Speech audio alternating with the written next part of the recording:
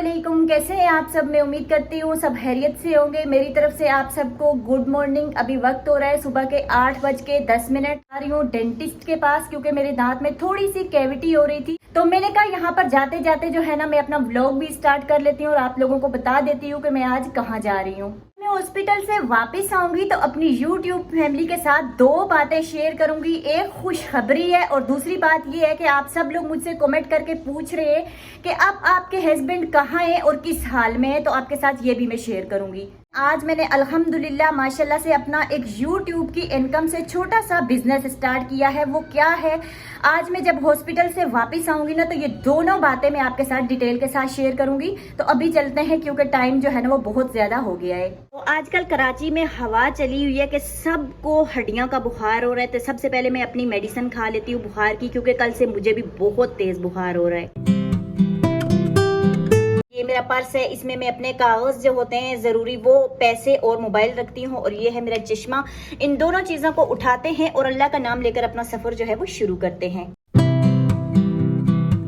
जूती मैंने पहन ली है, अब खोलते हैं दरवाजा और चलते हैं। सुबह सुबह का टाइम है, फ्लैट में बहुत सन्नाटा है क्योंकि सब लोग जो है ना वो सो रहे हैं। बिस्मिल्लाहिर्रहमानिर्रहीम, अपना मेन गेट खोलते हैं और घर से निकलते हैं बाहर। ये गली बननी थी हमारी, तो इस वजह से जो हमारी सीढ़ी है ना वो भी तोड़ गए। तो बच्चों को जब हम अपनी गली से निकलते हैं तो ये वो रास्ता है जो मेन रोड पर जाता है। फिर हम वहाँ पर जाते हैं मेन रोड पर और वहाँ से रिक्शे में बैठते हैं और फिर हमें जहाँ भी जाना होता है हम चले जाते हैं। मैं यहाँ पर खड़ी होकर वेट कर रही हूँ, जब रिक्शा आएगा ना तो फिर हम उसमें बैठ कर जाएंगे। रिक्शा हमारा आ चुका है, अभी हम इसमें बैठते हैं।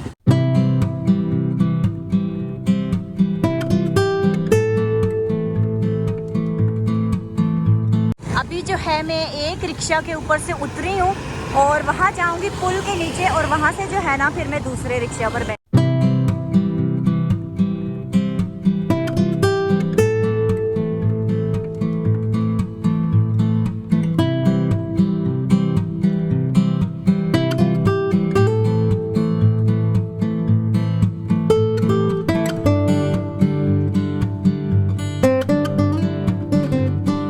रिक्शे चेंज करने के बाद फिर मैं बस में बैठी और थोड़ा सा पैदल चलने के बाद फाइनली मैं टाउन इंटरनेशनल डेंटल कॉलेज जो है ना यहाँ पर पहुँच आई हूँ।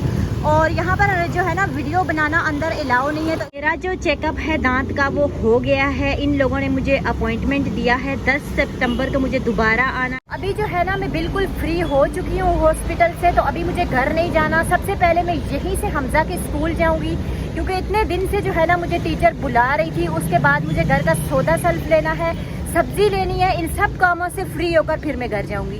अभी यहाँ से निकलते हैं। ये छोटा सा बच्चा है अपनी मम्मा के साथ रोड साइड बैठा हुआ है और जो है ना पैसे मांग रहा है सबसे। कितने पैसे दूँ भाई बताओ, जल्दी बताओ, मुझे देर हो रही है। बोलो बोलो बोलो बोलो बोलो। अच्छा ये लो, मैं आप। तो अभी जो है ना मैं हमजा के स्कूल में आ चुकी हूँ। यहाँ पर बैठी हुई हूँ वेटिंग एरिया में। तो उन्होंने बोला कि आप वेट करो और हम हमजा को बुलाते हैं।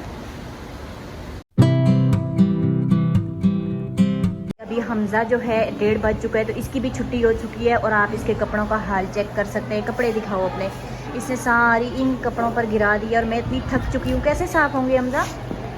क्या किया है, किस तरह गिरी है इंक? हमजा के स्कूल में आने का रीज़न ये था कि हमजा का जो एडमिशन है ना हमने 2 मंथ लेट करवाया था, जिसकी वजह से हमजा का जो काम था ना वो कंप्लीट नहीं हो सका। जब समर वेकेशन के बाद हमजा दोबारा से स्कूल आया है तो मिस ने बोला है कि ये वाला जो काम है ना वो मिड टर्म में आएगा, तो आप इसको कंप्लीट करवाएं क्योंकि मिड टर्म जो है ना 4 दिन के बाद शुरू होने वाला है। तो ये जो सारा काम था इसकी मैंने पिक्चर ले ली है। तकरीबन 1 घंटे से मैं इसकी पिक्चर ले काम घर पर जाकर हमजा को कंप्लीट करवाएं। अभी हम लोग जा रहे हैं घर, छुट्टी हो चुकी है। हमजा बैग माँ को दे दो, बहुत भारी है और गर्मी भी बहुत ज़्यादा हो रही है। कपड़े भी गंदे कर लिए, मम्मा को दे दो, मम्मा को। शाबाश, चलो आप ऐसे। उफ, बैग तो बहुत भारी है आपका।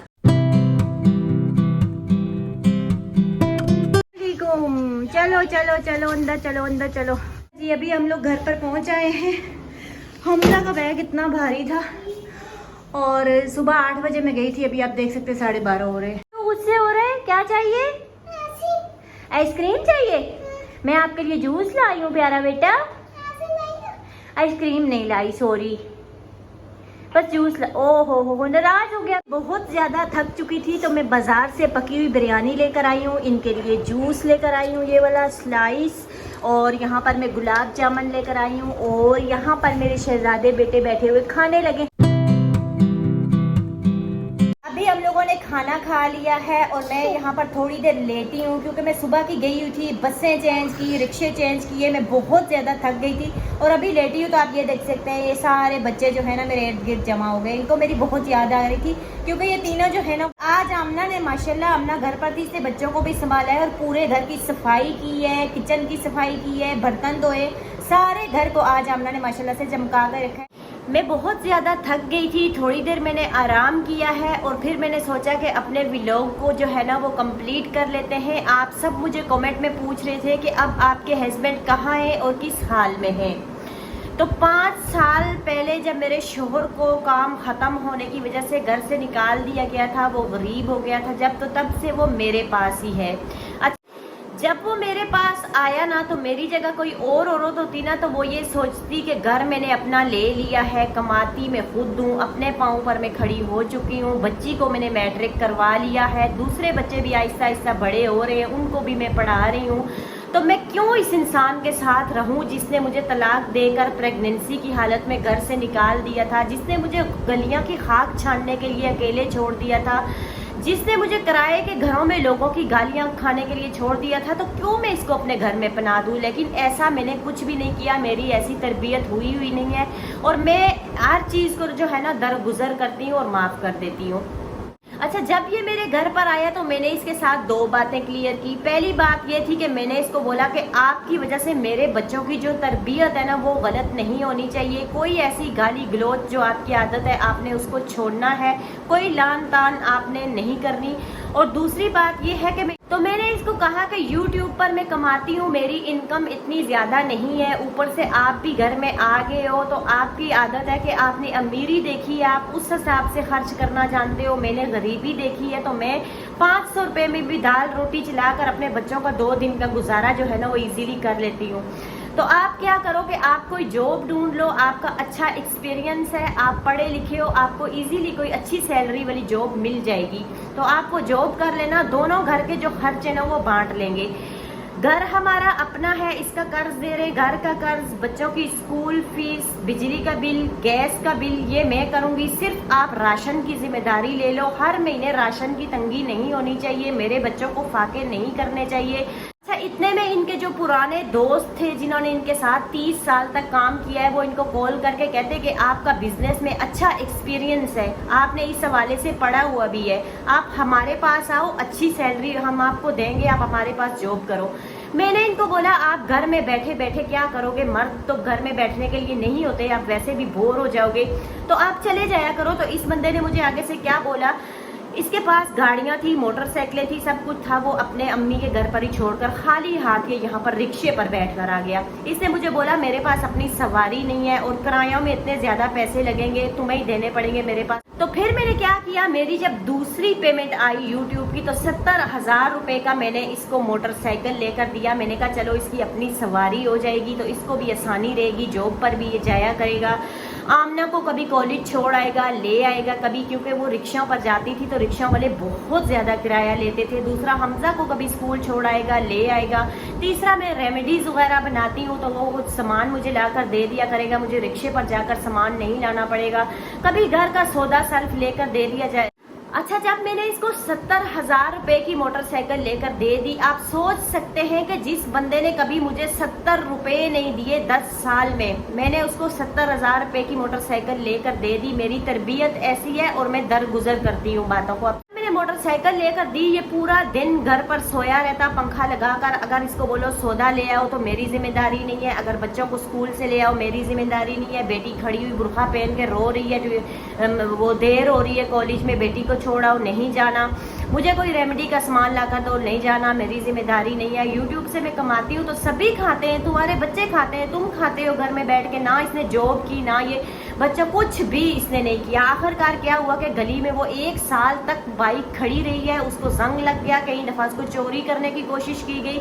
मजबूरन लोगों ने मुझसे शिकायतें की तो वो जो 70,000 रुपए की मैंने मोटरसाइकिल ली थी ना, औने पौने मैंने उसको 35,000 में बेच दिया, क्योंकि वो गली में खड़ी खराब हो रही थी। इस बंदे ने ना चलाई और ना इसने कोई काम।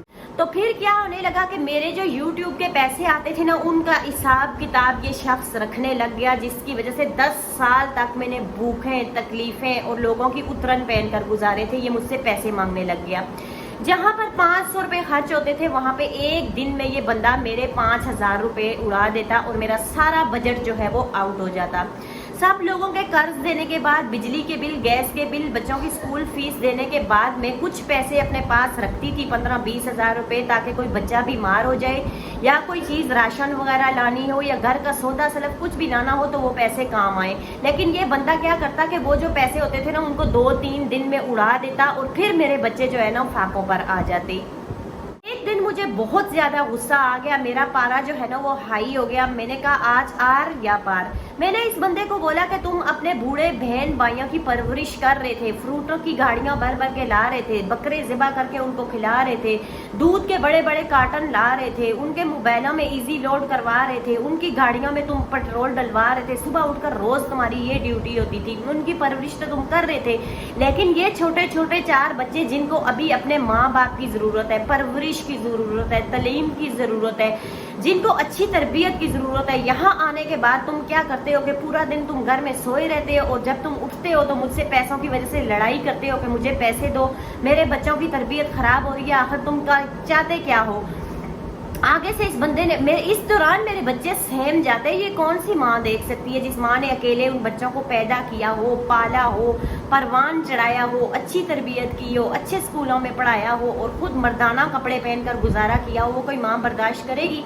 कि तुम 10 साल पहले भी तो गुजारा कर रही थी ना, घर भी चला रही थी, बच्चों को पाल भी रही थी, बच्चों को पढ़ा भी रही थी, खिला भी रही थी, पिला भी रही थी। अब मुझे देखकर तुम्हारे नए नए नखरे शुरू हो गए, तो मुझसे कोई उम्मीद मत लगाना, क्योंकि मेरी किसी किस्म की कोई ना तेरी ना तेरे बच्चों की जिम्मेदारी है। मैं कुछ भी करने को तैयार नहीं हूँ। फिर मैंने इसको तंग आकर मैंने बोला कि अगर तुम बच्चों की जिम्मेदारी लेने को तैयार नहीं हो, मेरे तो चलिए तुम बिल्कुल भी ना लो, मुझे कुछ भी लो, ना कभी दिया है, ना मैं आगे तुमसे उम्मीद रखती हूँ, ना मैं तुमसे मांगती हूँ। तुम अपने बच्चों की जो जिम्मेदारी है, जो राशन की जिम्मेदारी मैंने तेरे ऊपर डाली है, तुम्हें करनी ही करनी है, क्योंकि बाकी खर्चे बहुत ज्यादा है। उसके अंदर ही मेरी जो यूट्यूब की इनकम होती है उसमें भी कम पड़ जाती है, तो मैं कहाँ से करूंगी? तो ये कहता है मैं किसी सूरत नहीं करूंगा।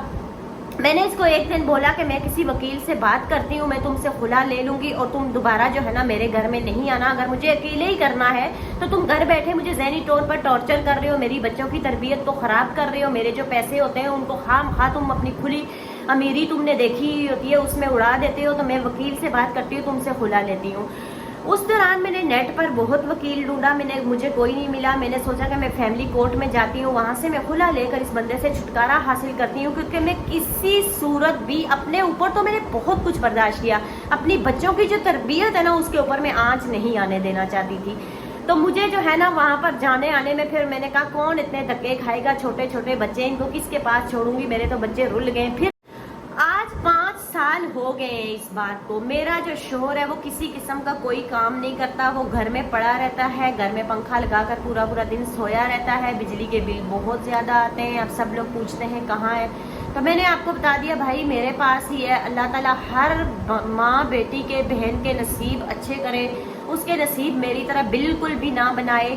और ख़ास कर जो मर्द हजरात हैं उनके लिए मैं एक बात कहना चाहूँगी, जब आपकी जवानी है, जब आपके पास पैसा है, आप कमाते हो, सारे माँ बाप बहन भाई आपके हैं, जिस दिन आप बीमार पड़ गए, आपका कारोबार डाउन हो गया, आप बूढ़े हो गए, उसके बाद आपका कोई भी नहीं है सिवाय बीवी बच्चों के। वही आपको पालेंगे, वही आपको जहाँ से भी लाकर खिलाएंगे, वही आपका जो है ना सारा ख्याल रखेंगे, जिस तरह मैं रख रही हूँ। मेरी कहानी से सबक सीखें और अपनी बीवियों के जो नान नफका है उनको पूरा करें, उनके जो हकूक है उनको पूरा करें। अपनी माँ अपनी जगह, बहन अपनी जगह, भाई अपनी जगह, बीवी बच्चे अपनी जगह, सबके हकूक पूरे करें। ये मैं आपको नहीं कहती, लेकिन ना इंसाफी अपनी बीवी के साथ मत करें, क्योंकि आखिरत में जो है ना आपके बीवी बच्चे ही आपके काम आते हैं। काफ़ी सारे मेरे बहन भाई मुझसे हमदर्दी कहते हैं, मुझे कहते हैं कि आप अपना कोई बिजनेस करो। एक बात मैं आपसे क्लियर करूं, मैं शुरू से अपने आप को गैर महफूज समझती हूँ। मेरा बाप नहीं था मेरे सर पे, मेरा भाई नहीं था, मेरा कोई बेटा नहीं था बड़ा, मेरे शोहर ने भी मेरे साथ क्या किया वो आपको पता है। मैं अपने आप को गैर महफूज समझती थी। जब मेरे पास पैसा आया ना तो मैंने सोचा कि मैं इस पैसे को उड़ाऊंगी नहीं, मैं इसको ऐसी जगह इन्वेस्ट करूंगी जहां से मेरे बच्चों की रोजी रोटी का जरिया बन जाए। अगर मेरा यूट्यूब पर काम ना चले तो वहां से आता रहे, मेरे बच्चे भूखे ना हो, किसी के मुताज ना हो, मुझे किसी के आगे हाथ ना फैलाना पड़े। मैंने अपना छोटा सा बिजनेस शुरू किया, बिजनेस का काम स्टार्ट किया। इस बंदे ने मेरे साथ क्या किया, मेरे घर में रहते हुए जब इसी तरह कलेजे को छुरियां पड़ती है ना तो बददुआ लगती है, किसी को खामखा इतना मत तंग किया करे। मैंने वो छोटा सा अपना बिजनेस शुरू किया। जैसे ही मेरी यूट्यूब की इनकम आती सारे में कर्ज देती, सारे में घर के अखराजात पूरे करती, बिल विल भर के थोड़ी बहुत जो मेरे पास बचत होती। तो लड़कियां की अपनी ख्वाहिशें होती हैं अपनी कमाई से कि मैं कुछ कपड़े लूँ, मैं कुछ अपने लिए लूँ ताकि मैं भी अच्छी लगूँ, खूबसूरत लगूँ। सबकी ख्वाहिश तो होती है, दिल तो सभी के अंदर होता है, लेकिन मैंने ऐसा कुछ भी नहीं किया। मैंने अपने बच्चों की भी ख्वाहिशों को मार दिया और मैंने क्या किया कि मैं अपना छोटा सा बिजनेस स्टार्ट किया। बिजनेस का काम मैंने जब शुरू किया ना तो मैंने वहां पर जब काम वाले बंदे लगाए ना, उनको मेरा एक बजट था, उस बजट के अंदर रहकर मैं करती थी। पैसा कम था तो उसके हिसाब से मैं काम चला रही थी। फिर वो काम, पैसे खत्म होते काम रुक जाता, अगले महीने फिर करवाती। अच्छा, उन जो काम करते थे उनको मैं रात को दिहाड़ी देती तो मेरा शोर क्या करता, नीचे गली में जैसे ही वो जाते उनके पीछे जाता, उनसे पैसे ले लेता, उनको बोलता कल मेरी बीवी से डबल ले लेना, 2 दिहाड़ियाँ 2 दिन के पैसे ले लेना, मुझे वो पैसे नहीं दे रही, वही कमाती है। लोगों के सामने क्या बोला जा रहा है, मुझे बदनाम किया जा रहा है। मर्द कमाते हैं या औरतें कमाती? औरत की कमाई में एक तो बरकत नहीं है और दूसरी बात औरत की कमाई खानी भी नहीं चाहिए। वो किस मुश्किल से कमा रही है, उसकी आह भी लग सकती है। उनसे पैसे ले लेता, अगले दिन जब मैं खुशी खुशी जाती मैं उनके हाथ में जो दिहाड़ी होती है देती, कहते बाजी हमें डबल दिहाड़ी दो, कल जो आपने पैसे दिए थे ना आपके शोहर ने वापस ले लिए थे हमसे। मैं इतनी परेशान होती, मेरा सारा बजट आउट हो जाता, उनको मैं दिहाड़ी फिर डबल दे देती। इस तरह मैं काम रुकवा देती कि अगले महीने करूंगी, मेरे पैसे खत्म हो जाते। अगर 2 दिहाड़ी में वो काम करते ना, और दोनों दिहाड़ियों के उनके पैसे तो मैं देती थी, वो मेरा काम जल्दी खत्म हो जाता, मेरा कारोबार शुरू हो जाता, मुझे मुनाफा हो जाता और मुझे परेशानी ना करनी पड़ती। मेरे बच्चों की अच्छी गुजर बसर और उनके अच्छे जो पढ़ाइयाँ हैं वो भी स्टार्ट होती है और उनकी जो अखराजात है वो भी पूरे होते। लेकिन क्या था कि ये उनसे पैसे ले लेता था, जिसकी वजह से मेरा वो जो काम है ना, कारोबार जो मैं करना चाह रही थी वो भी आधा अधूरा रह गया।